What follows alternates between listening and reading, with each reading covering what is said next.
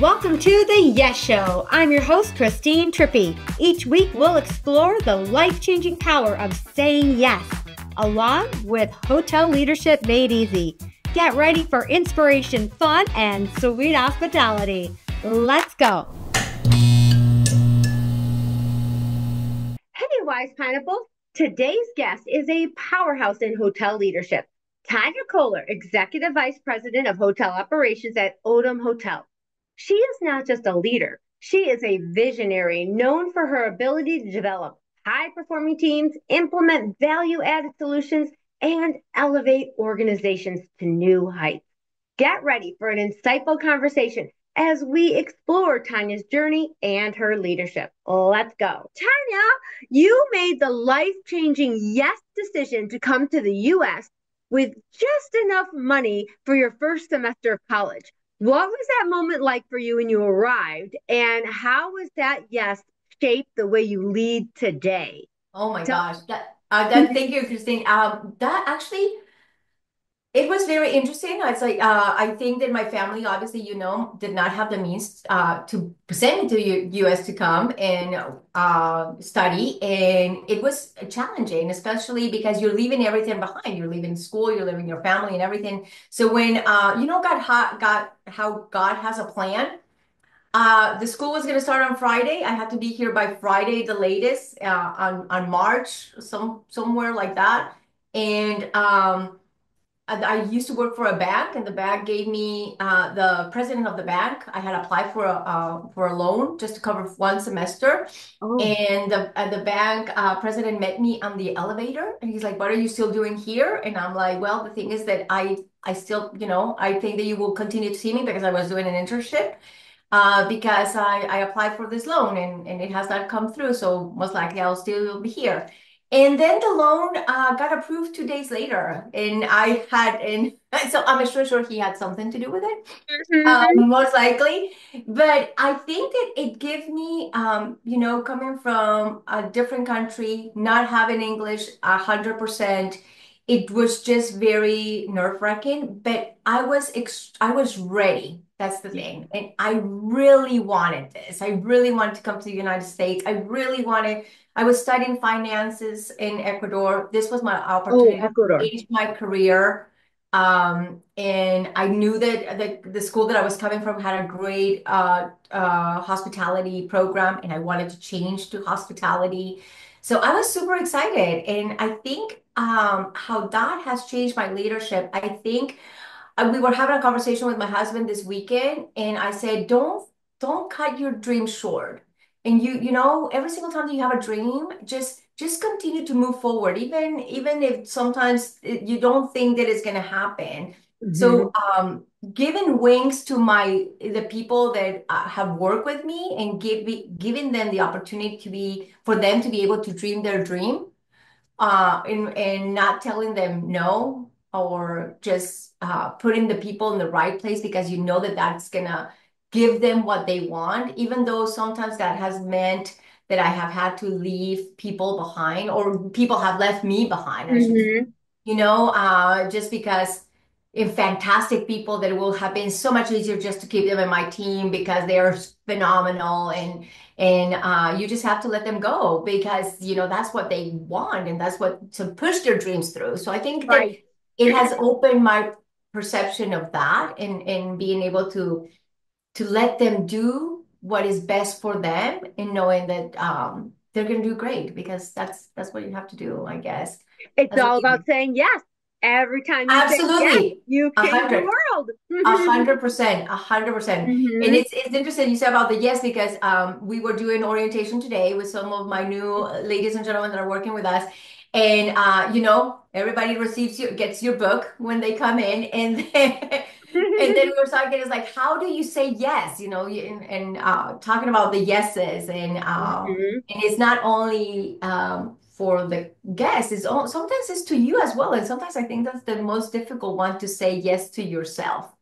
I think it absolutely is the most difficult one because we are genetically programmed to stay in our comfort zone And Mhm. but when we do say yes, it's such a learning journey. Even if you don't end up succeeding in that what you were set out to do, you learn so much, so you always win. You always win every A time. 100%. But another thing about your story is how you talk to that bank person in the elevator, like this chance meeting in the elevator. And you know how many people would have been scared to actually even talk to that person? And you said yes to saying, hey, this is why, and it helped you. Absolutely. Until today, I got to see him a couple of years later in Ecuador, and I got to meet him again just we just crossed paths on a Oh, restaurant, cool. and we said hi and everything. It's like, how are you doing? I have not seen you in the bank, so most likely that means that you are in the US. And, I know that in a way it had to be that. He had, there's no way that you are not getting anything approved, and then you see the president of the bank. You have been working as an intern for a while. So I'm sure that whatever little or a lot that he had to do, I know that it had to be that 100%. Yes. Now, curious, why did you want or decide to choose to come to the US to study versus being in Ecuador? Okay, so you're not gonna laugh about this, okay? Hmm. Hmm. So my grandmother it has been a huge influence in my life. She turned 91 yesterday. It was Oh, her birthday. wow. I Happy know. birthday. So, my grandmother, one of my uncles, married an American girl, and she loved her because she would challenge my uncle to be a better man, honestly, and Mhm. in help in the house and the way they should. So one day, we are having lunch at my grandmother's house, and she tells me, you have to marry an American. Mijita, all you have to do is you have to marry an American. I don't want you to marry anybody from here because I Mm. know that you are so strong that you need somebody strong that is going to let you be you. And I Mm. was always strong-minded, I guess, and I always wanted things my way in a way. Mm-hmm. So yeah, so when I had the opportunity, I was studying finance in Ecuador, and they made an exchange program with the University of New Orleans. And we were able to pay as residents. So we did not have to pay all those crazy fees of not being from New Orleans and all those things. So I applied and I was accepted. And I had read about hospitality, but why did I want to do hospitality? I was doing finance in Ecuador because Yes. you had to do it. But all my life, since I had been 12 years old, I worked at a restaurant, and I always loved it. I absolutely loved it. And Mm. but I had to do finance because that's what the school that I went to was fantastic school. There was not that program in my country. The school that Okay. actually had that program was extremely expensive. I was not going to be able to do it. So this came through, and then I saw what UNO had, and it has a fantastic hospitality degree in New Orleans. Why not? And Mm-hmm. I just was like, I'm changing. And then, I love that story so much. It's for me, especially thinking back to where I was as a 18-year-old. It's such an incredible story of bravery and courage you. and just so many amazing yeses right there. Oh, 100%. And I think that you and I just clicked so much because of that, the yeses, the yeses of Hmm. the world, because you take that positive attitude of saying yes. It just changes your life in so many ways. Don't get me wrong, I have said sometimes some yeses that I should have said no, but I just still said yes. But still, Hmm. as you said, it was an opportunity for you to grow Right, and right. learn from them. And then there Yeah. are times where you say no to certain things so that you can say yes to other things. Oh my gosh, So 100%. that's understandable, but it's really about the things. I love it. I in the book I even talk about when you're caught between two decisions and you don't know which way to go, choose the one that scares the hell out of you. because there's always the most learning and growth there. So yeah, 100%. I The love that. most challenging So, one. Yeah. well, you've had a ton of great experience in hospitality your whole career. You've got a long, beautiful career, but now here you're at Odom. You've got this amazing opportunity. I love what Odom's doing. Tell everybody a little bit about Odom and their growth and where they're going. Tell us a little bit about that. Of course, absolutely. So, just very short and kind of long at the same time. So, Jay, is Jay Odom Group is here in the panhandle of the Florida. Jay actually opened, my boss opened the company around 37 years ago, and he is absolutely he is fantastic. I love my boss. Mm-hmm. And he decides that he wants his own management company because he had gone through several management companies and nobody was giving him what he wanted.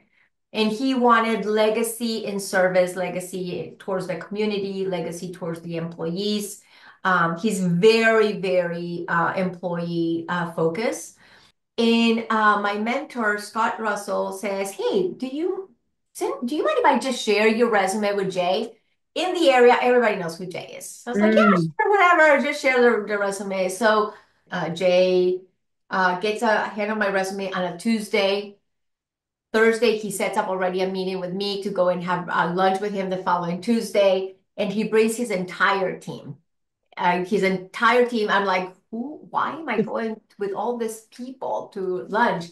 And it was fantastic. We just clicked with all his team right away. And then I called my husband, and my husband was like, I was just talking nonstop and about all the Mm. projects and everything. And my husband was, so you're gonna go and work for him? I said, I don't, I think so, yes. And Jay had not even offered me a position yet. And then I came the next day here to the office because now he wanted me to meet the entire team, and I met the entire team, and then here I am. Yes, I love your hotels. I love that there's so much at your hotels that are not your typical thing you'd see at every other brand. You Yeah. bring in local community, you bring in your own elements, and they're just so distinctly different. You walk in and you're like, oh, this is different. Let's get into this because I know everybody's going to want to learn more about this. Now, many leaders talk about talent pipelines, but you're actually traveling across the world to build one. So, what's the most unexpected lesson that you've learned from working with interns in the Philippines? And I want to know just all of it. Like, how did you begin that, and how did you establish this particular relationship? Sure. I have been working with J-1 internships for 15 years. Okay. In the Philippines, you have to have an agency that has been approved by the government of the Philippines to be able to partner with sponsors here in the US and employers. So the owners of the agency, which is Zip Travel, came to me and were visiting around United States, and they came to me and we had a fantastic conversation. They are great individuals. And they asked me, "Do you want to go to the Philippines and see what the Philippines is all Mm. about, and see why is it that you have such success with Filipino ladies and gentlemen?" And I went to the Philippines for the first time, and I'm going to tell you, but I'm also from South America, so it was kind Mhm. of interesting because there's a lot of Spaniard that type of culture in the Philippines. Many of Mhm. their words are Spanish words. The way that things look, in many ways, when I got there, I was at home. Mhm. But it was just so amazing to see the attention to service that they have. Incredible. Yeah, no, absolutely. And Mhm. it's the attention to service, it's being of servitude. But sometimes I think people take that in the wrong way, and it's not wrong. No. No, it's servitude. It means that you are of service to others. Being able to partner that and seeing the schools, the way that the schools work over there is like, so Amazing. that's how I started. And then I have been working with them for 15 years. Yes. That's another thing I want to ask about. Like when I was with White Lodging, we used J-1 International Interns, Mhm. but it was very different than I feel like your relationship. And you go to the Philippines every year, you Yeah. interview students there, you do a class and train them. Mhm. And this last year, I was able to do it with you virtually and teaching Virtually. them. Yes. And it was so amazing. I was so impressed with the class and the way they presented themselves and the way they stood up and participated. It was so incredible. I loved being a part of it. So I feel like my experience in the past with J-1s and then this experience and working with your hotels has been completely different. So is there any differences there that Oh, are 100%. okay? So, Am I seeing this for yeah, reality? Yeah. absolutely. No, you're saying it correctly. So Mm-hmm. let me tell you something, Christine. One of the things that we realized years back was the interview process does not start when you're just interviewing. So what we decided with my team and the company that I was working before is it was three of us. We always go on threes. And the reason being is because we will prepare this entire activities, this training activities. And actually, the great thing is that zip travel actually is authorized by the schools have been actually authorized by this by the Filipino government and everything to be able to give certificates of classes or things that we do. So there's so many we interview only six, well, not only 65 individuals come to interview for the positions that we have, but we have a total of 100 of ladies and gentlemen that come through the class. So they come with us and we give them, these activities. This year, we were so great to be able to partner with you and have you part of that. But the interview starts from there because it's three of us walking around and seeing who is participating, who is on their Mm-hmm. phone, who is not on their phone, who is actually, because we do also group activities and who is taking the lead in those group activities. So that really makes you see a different way of how their true self is. So and then after that we have interviewed the typical interviews. So I think that our interviews are a little bit different. The type of questions that we ask are very, very specific. Like if you have a person that is their birthday, what would you do in order to celebrate or make their celebration a more memorable one? Or so we look into details, and then sometimes we will have why this thing of the pre-screening or the looking at everything is like sometimes we are having ladies and gentlemen that have had very high scores on the interviews, two of them, and we can bring only one. And then we say, okay, how did they interacted during the entire workshops? And then you're like, you know what? She was really just on her phone and she was not paying attention. But this one, oh my God, she was talking, she did this, all those things. And then all of a sudden, that's how we choose. And I'm going to tell you, the success that we have had is absolutely amazing. My three hotels that I used to manage were all in 5% of the brand constantly. And I have Mm-hmm. to tell you, is because we took the time of doing this with the Filipino internships. Yeah. And then when we came in here, we continued. The training has to continue to do, and then you give the opportunities to also employees that are here already to continue Mm-hmm. those classes and those things that you have to do for your J-1s. So I think that Yeah. that definitely makes a difference. It really, you're able to see who you're interviewing. I was Yeah. talking to the kiddos last week, the first seven ladies and gentlemen that came from the Philippines, and I was like, do you know that your interview started as soon as you came through those doors and you picked up your name tag? And Mm-hmm. they were like, no, we didn't know. It's like, yeah, Mm-hmm. absolutely. Out of 65 individuals, we only chose 12 of you. Right. So, And a side note for this, yes. this is something I talk about in my orientations as well, is that you are not only interviewing when you come and show up for an interview. If Mm-hmm. you are a current team member, you are interviewing every single day for that next 100%. position. Whether, we have to think we got to dress in the best suit and fix our hair for the interview, but how you show up every day is the interview and your attitude. And oh, I'll do it when I get the position. All of that is being looked at for who's going to be taking those next positions. So always remember that every day you show up, you're showing up for an interview. So during this entire interview process and having this training. And we do it, we do it in a very nice area. We make sure that we have all those details and everything. It really it really put us in a different level because this year it was like everybody, and now all of a sudden we were invited from certain universities to go and check their program out and to go and speak at their schools, which for me was such an honor to be able to go and speak at we are very involved in the community, and now we are partners with Northwest State Florida College.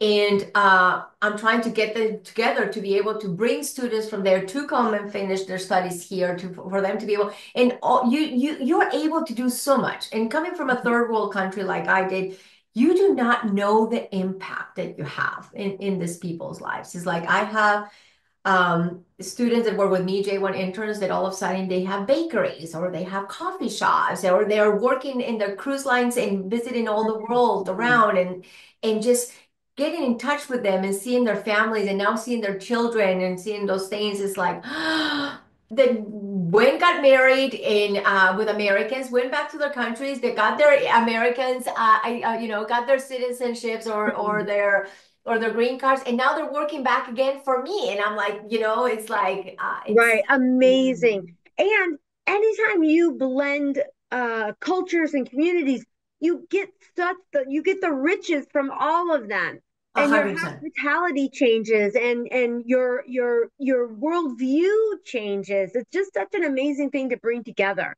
Let's Yep. talk a little bit about the logistics of the J1 Oof. program. Yours isn't called J1, right? It's H2B. We have J-1s is for 1 year interns, and they are able only to be front of the house, like supervisors, food and beverage, front desk, and Okay. they are. And then we have another program that is the H-2B that are support workers, and those we actually get.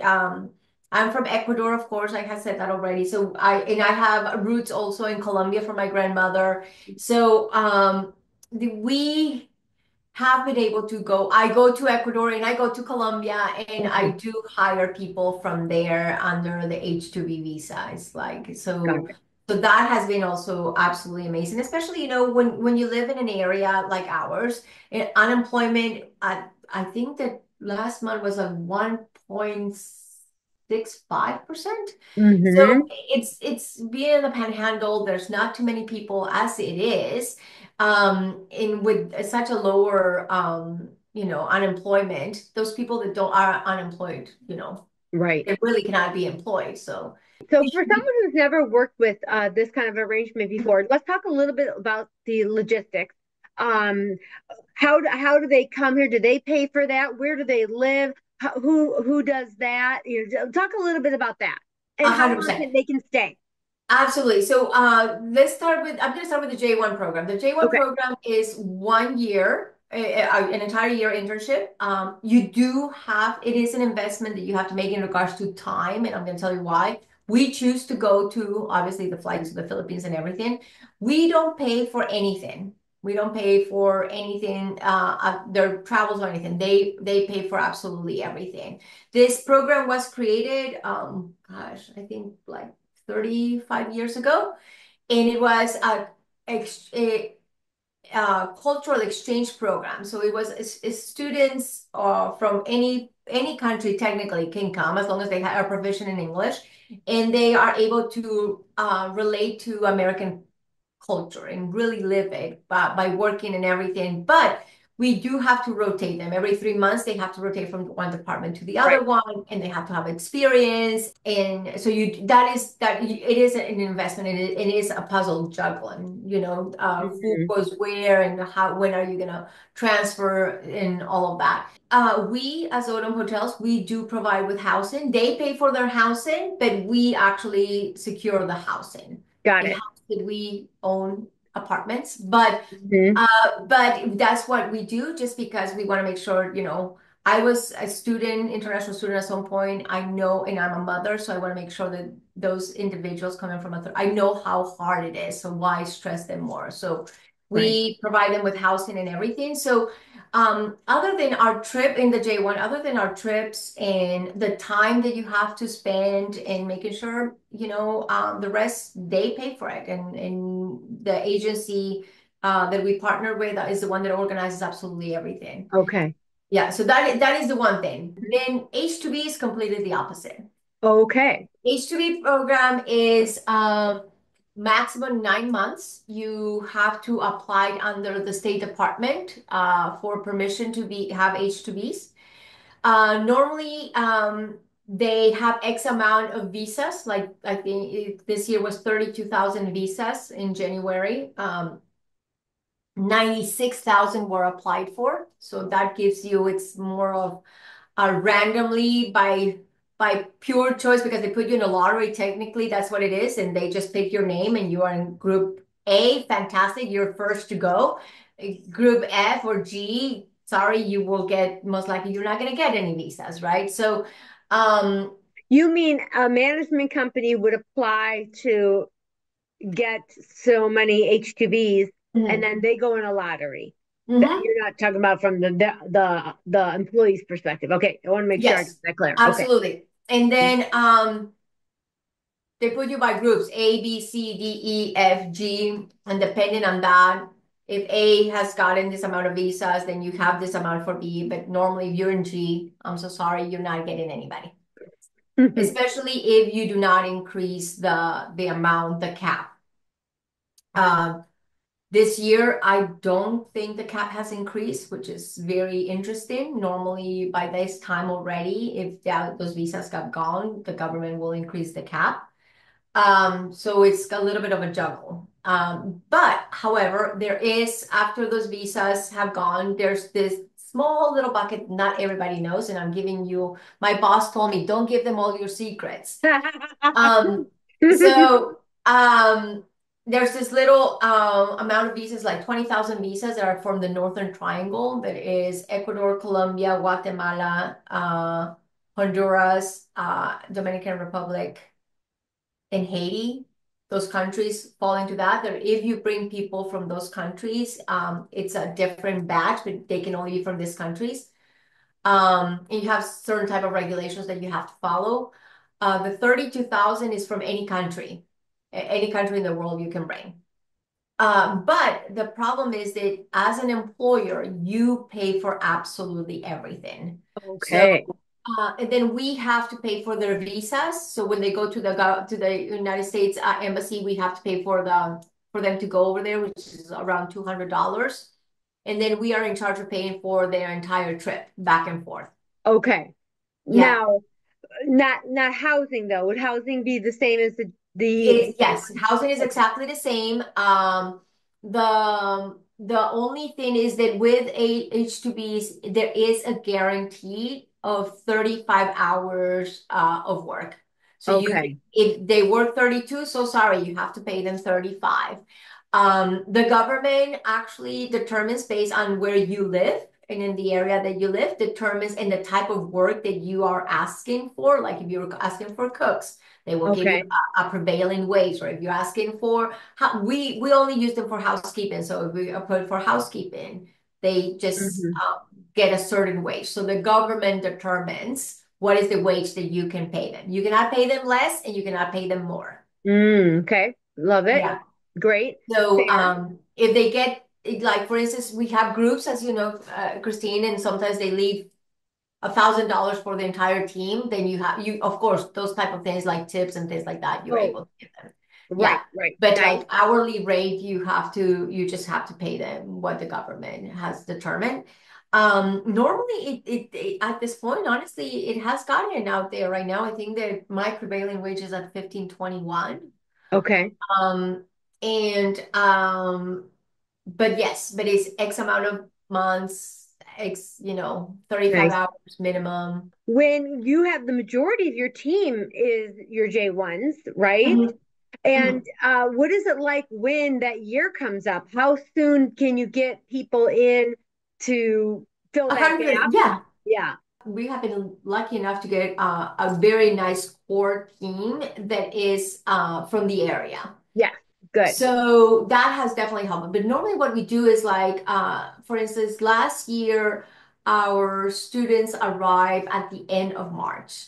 This year, they begin at the beginning of March. So they Okay. overlap. Perfect. Yeah. Perfect. So they are training with the same, the students that are leaving are training the students that are arriving. Hmm. Kind of like that. That's how it works. So it has really, really worked extremely well. And I Um, remember when I was at the Crown Plaza, this is back in the 1990, literally. We used to have a manager and training program oh, where yeah. a new college grad would come in, and then they would very much like this. They would get 3 months in each department. So, what does that look like for you and your J1s? Do they first go to rooms and then, or, I'm sure everybody kind of divides up to Yeah, make it absolutely. I have a whiteboard okay? with Hmm. everybody's names, and we just put three people here, three people in food and Hmm. beverage, three people in housekeeping in one hotel. Then or Nice. three, and I'm just putting numbers, but that's how we Yeah. do it. And then we know when we, by X amount of times they're able to move forward, move to another. Right. This month, don't forget that Susie has to go here. Yes. So yeah, you do have to plan. You do have to Yeah. plan. And sometimes there's actually our J1s actually because in the hotel business, and this, especially on a hotel that is selected service, everybody wears every hat, Yes. which is what actually the kids absolutely love because all of a sudden they will be at the front desk and Hmm. then they're like, Jacob, we need rooms inspected because in the house, and then Jacob just runs because he has been trained in housekeeping already. He goes over there Hmm. and then, and then today I went to do orientation and I had one of my J1s was that actually was scheduled to be at the front desk is helping food and beverage because the breakfast got super busy and she knows how to do it and so Yeah. it just creates I think a lot more so than full services. That interaction of being a teamwork is so much Hmm. more felt in selected Yeah. service. Yeah, I love it. Yeah, Now, if so there's somebody out there listening going, God, I've always heard about this, but we've never toyed at this in our company. What would be their first start? What would be the first step to begin a process of attaining J1s and yeah. participating? Yeah, absolutely. I think the first process that you have to actually ask yourself, and please, this does not work for everybody. Right. And I think that it would work for everybody if they wanted to.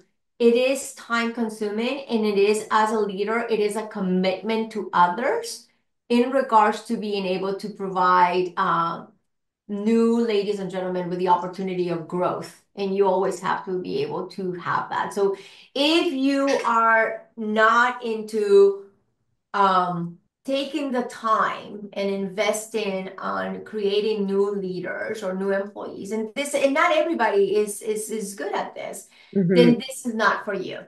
Because I have seen it the other way. I have seen all those people that are just bringing just it's just a body that I need to if you have that mindset, oh, I just need to cover this is just a position that I need to fill, it's not for you. If it's one way thinking where I Exactly. need to fill my hotel and my problems versus leading from the heart, and this is a mutual Oh, benefit. Yes. love it. Leading Hmm. from the heart. Oh my gosh. Ah, that hits right here. No, Hmm. absolutely, 100%, because it does take time. But I think that the first Hmm. thing is first ask yourself that. And then second of all, if you see what you want to do and where you want to go, I do, if anybody has any questions, just, I'm sure you're going to give them my information. I'd be more than happy to guide you. Zip Travel is my partner in crime, and they are in the Philippines. Zip travel. Yeah, they're fantastic. They are a great agency and they have helped me um, to be able to learn and to move forward. But you do have to partner with the right agency. There is Placement International also as well. For the Philippines, it's definitely Zip Travel. For anywhere around the world, all over, we use Placement International is a great agency as well. They do fantastically in other areas of the world. We have partnered with them as well. Hmm. But you have to find the right agency. You have to find the Yeah. right agency that is going to be able to give you what you need. for anyone out there that might have some criticism of it, or who might be thinking, you know what, we've got to hire U.S. based, or that kind of a thing. In case anyone is out there thinking that, what would be your thoughts on that? I will say this, as I am an immigrant and I came to this country. It's a beautiful country that has given me a lot of opportunities. Mm-hmm. I do think that I am American now. I have lived in this country more than I have lived in my country of origin. Mm-hmm. I do think that I do understand. I do understand that we have to give jobs to Americans. Of course, Mm-hmm. 100%. And then we do have to protect our land. This is my land. This is my kids' land. This is my husband's land. This, I consider this my home. And as I said, it's a country that gives you so much opportunities. However, because of the economy that we have that is so diverse and it has so many options, and we are an economy that is growing, we don't have the capacity to actually supplement um, the positions that we have open with the people that are here. We Right. don't. It's We don't. supply and demand. Yeah, There's no absolutely. demand. 100%. That's it. That's it. That's the Mm-hmm. and I do think that the government does have to bring understand that, and I do think that it has to give the possibilities for companies like ours to give us the opportunity to do things correctly, to bring people legally to the country to work. That because Right. all of them pay taxes, Right. all of them pay taxes, all of them are. My H-2Bs pay all the taxes, including Social Security, and they don't get any of that, but they Mm. pay all that.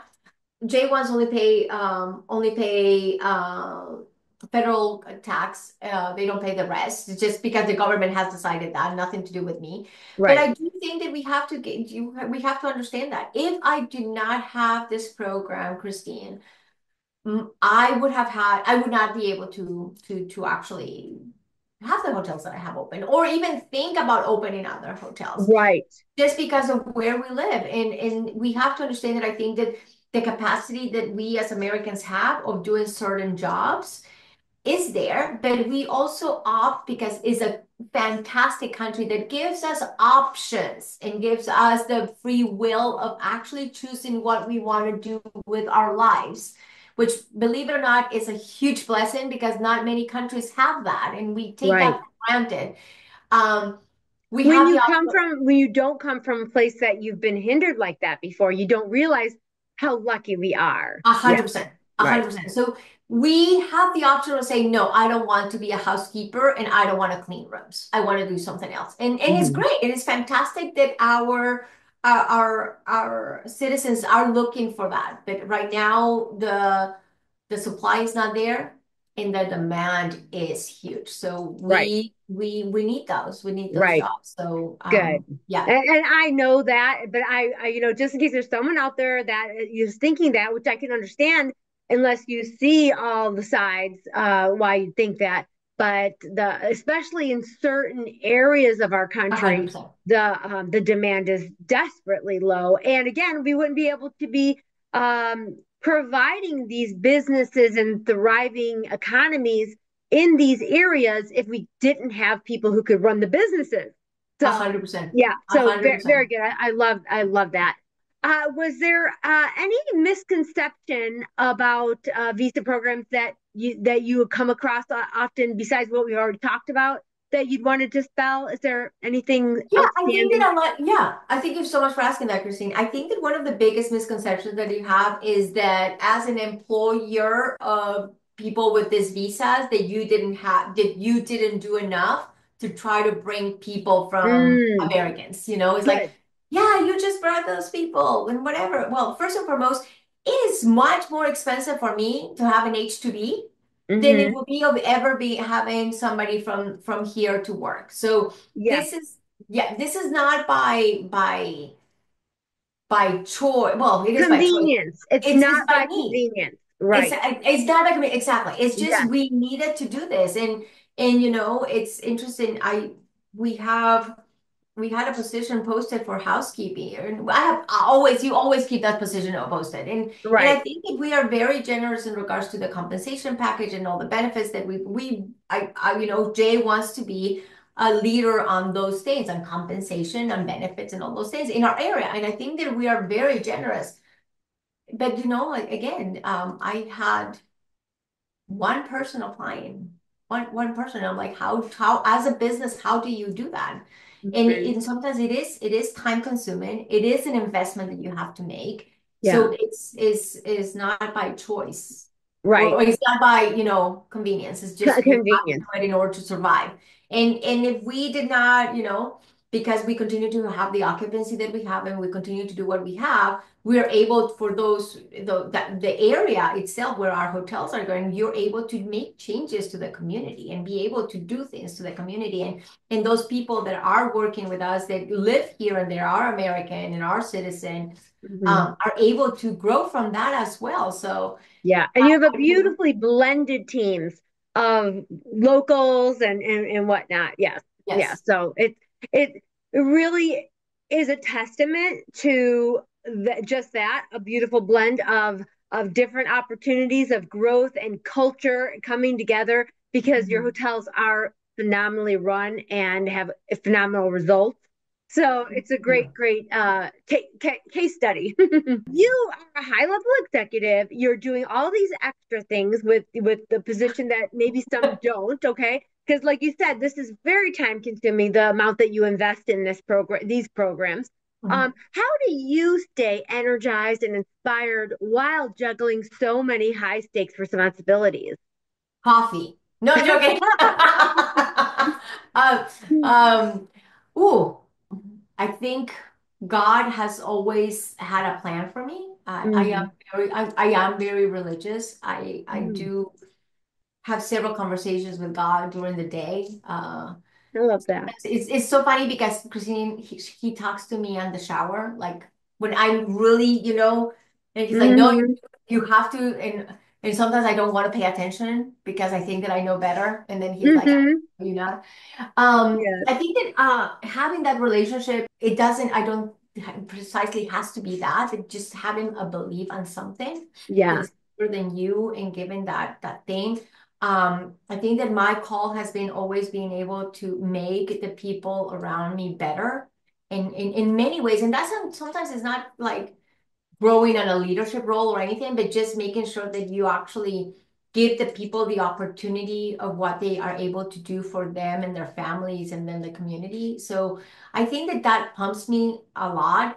Okay. I love my job. That's the thing. I think that I love my job. That's the No, best I thing. feel the same way. I love what I get to do. I always have. And people would ask this of me too. And I think it's just because I genuinely love what I get to do every day. Yeah. And I know, I think that has a lot to do with it.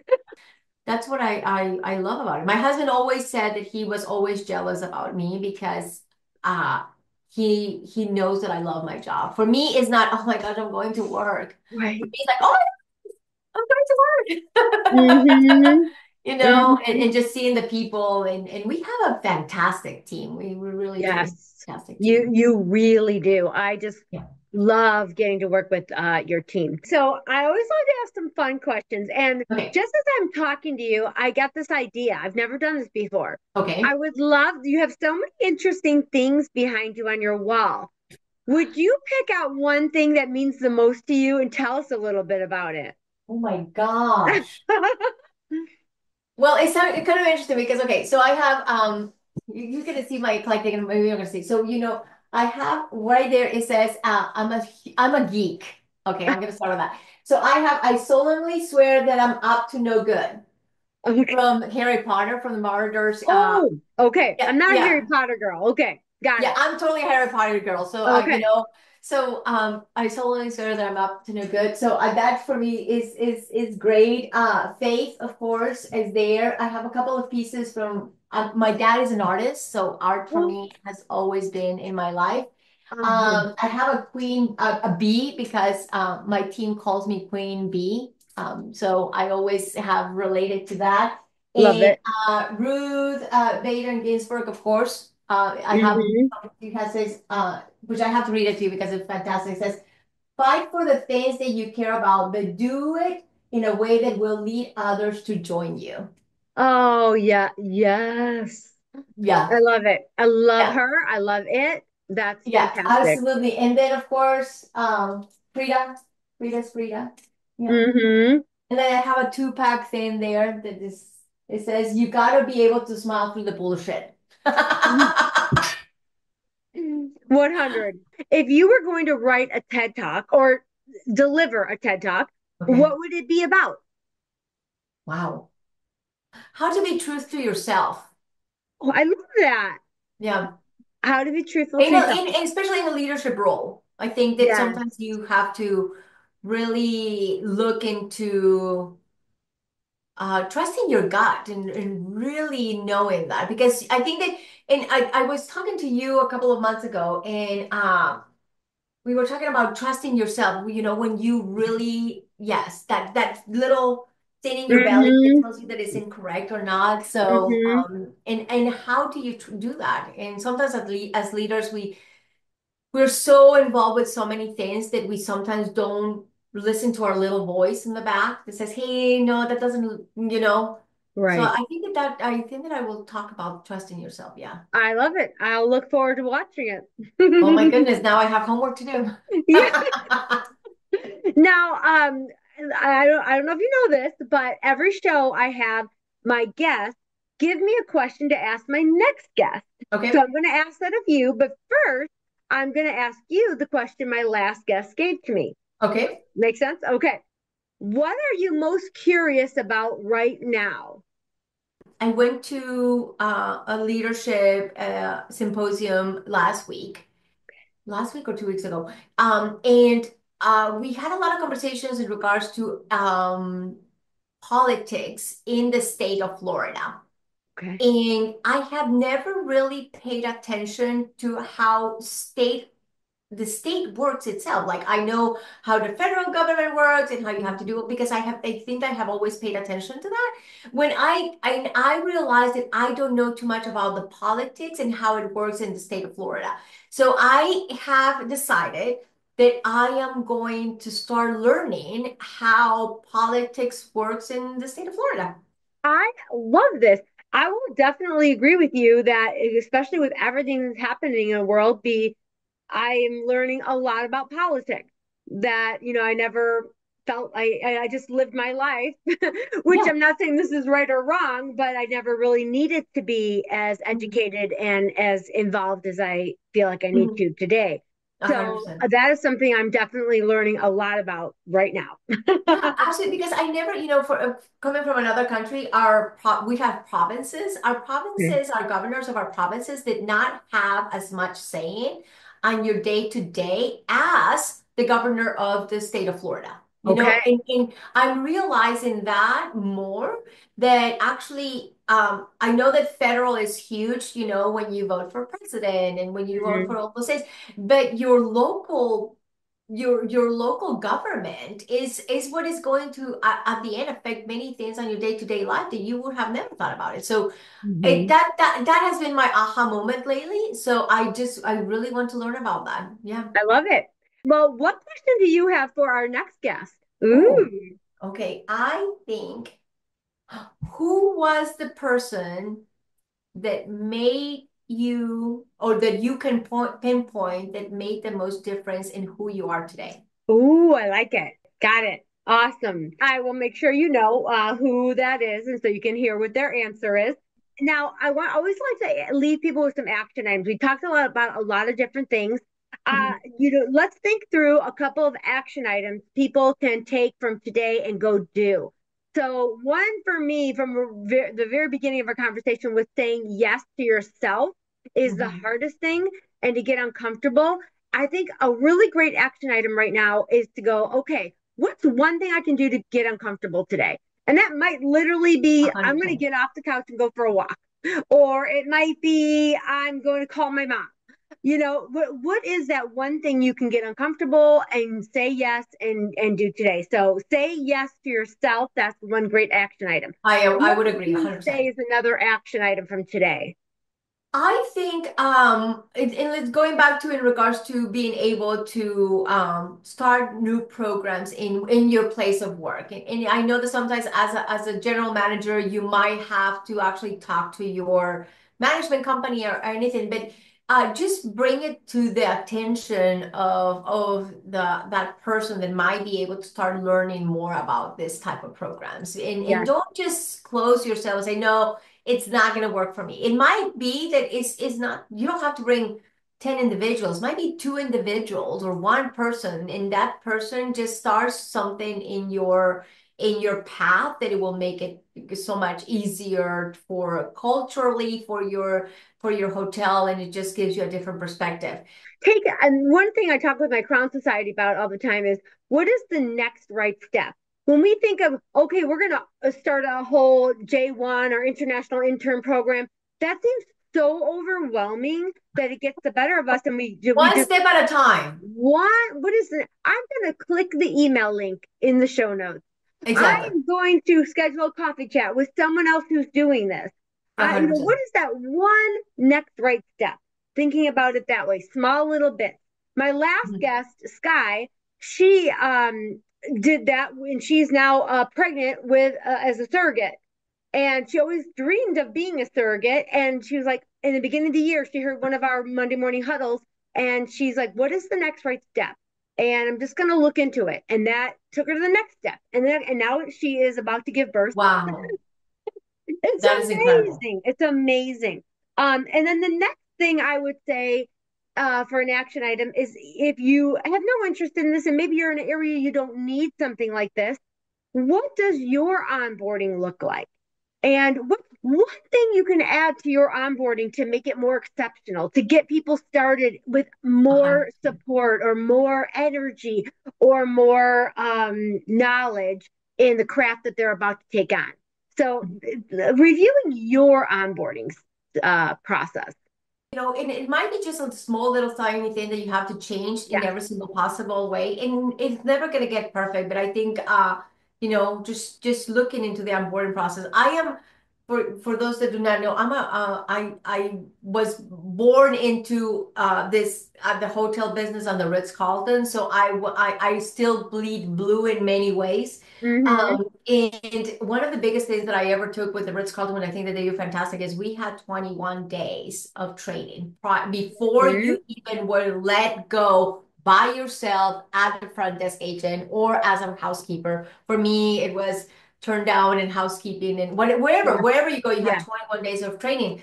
And I think that that stuck with me. And it's just, you have to train for 21 days. And it Yeah. might not be, like, that works for me, but I'm saying just take a little tiny things of what Right. does it work for you and how does it look What for it. does day one look like? Do they get welcomed with a gift? Do they get a tour? Do they? I have a whole outstanding onboarding program myself, and it's just like just one little thing. What's that one thing you can do to add to your onboarding that would make it even better to have better team members? A hundred Love it. percent. Exactly. I always tell, we were talking, my employees, we always say that, our motto is we take care of the guests. That's our job. We take care of the guests, and we have two guests. We have our internal guests, which is ourselves. Mm-hmm.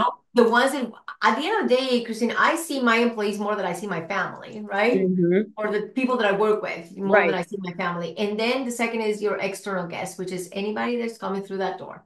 Mm-hmm. And Whether that that's is your Pepsi job. delivery, whether that's yes, Whoever it is, paying, not exactly. paying, whoever just comes out at that door that doesn't have a name tag is your external guest, and you better Mm-hmm. make them happy. That it Right. and it just makes it so much easier for them to understand. It's like Mm-hmm. your job is to make guests happy, Yes. internal and external. Yeah. Corporate, do Yeah. it.